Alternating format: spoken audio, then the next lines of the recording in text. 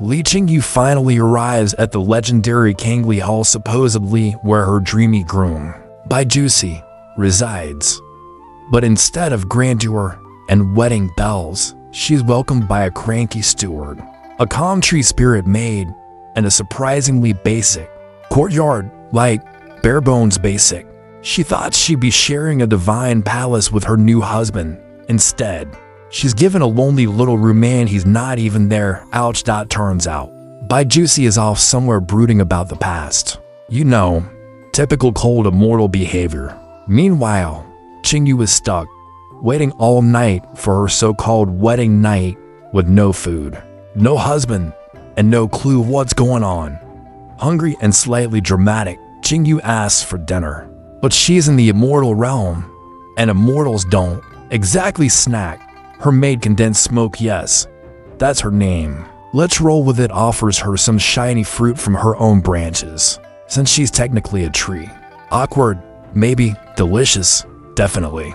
Qingyue is instantly energized like she just downed 5 espressos. Feeling bold and fueled by tree fruit, she decides to go find her man. Problem? The realm is massive, like 10 days of walking just to reach the next neighborhood massive. Also, no roads. You gotta fly. And our girl can't dot, so what does she do? She rides down on Condensed Smoke's vines like an immortal Rapunzel, half glamorous, half hilarious.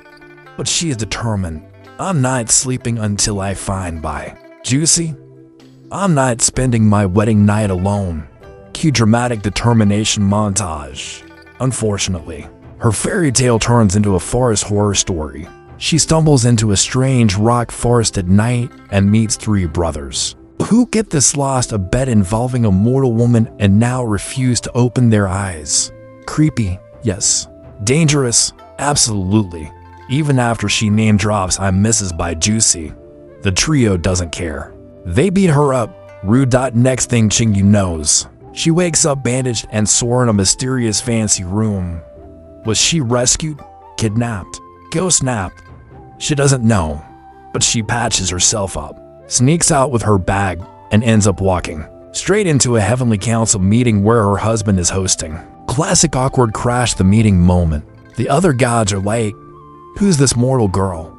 And she's just standing there, limping and dusty. Baijusi finally introduces her. Awkward silence intensifies. Back in their room, she offers him fruit she once picked for him. In their mortal days, he freezes. Memories flood back. But instead of tenderness, Baijusi thinks she's trying to manipulate him emotionally. Sir, she literally brought you a snack. Calm down.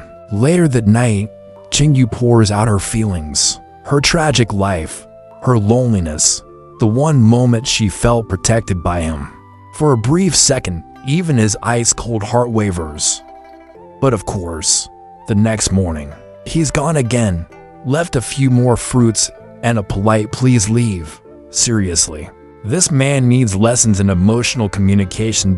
Just when you think things couldn't get worse, Qingyue gets lost again. Wandering at night, she bumps into a red-clad girl who whispers something about a man-eating monster before fleeing. Ominous much, and then things go full nightmare fuel. A bridal procession appears out of nowhere, grabs her, shoves her into a wedding carriage, seals her mouth, and carries her off.